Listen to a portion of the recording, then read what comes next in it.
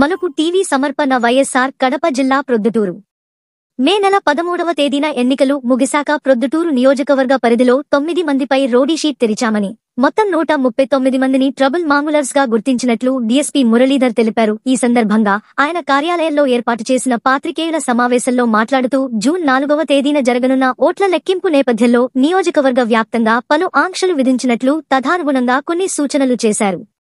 ఇందులో భాగంగా ప్రొద్దుటూరు పరిధిలో మొత్తం 64 సీసీ కెమెరాల ద్వారా వివరాలు సేకరిస్తున్నామని, ఎన్నికల కమిషన్ విధి విధానాలకు విరుద్ధంగా ఎవరు వ్యవహరించినా వారిపై కేసు నమోదు చేసి కఠినంగా వ్యవహరిస్తామని జిల్లా కలెక్టర్, రెవెన్యూ మేజిస్ట్రేట్ల ద్వారా ఇప్పటికే నోటీసులు జారీ చేసినట్లు తెలిపారు.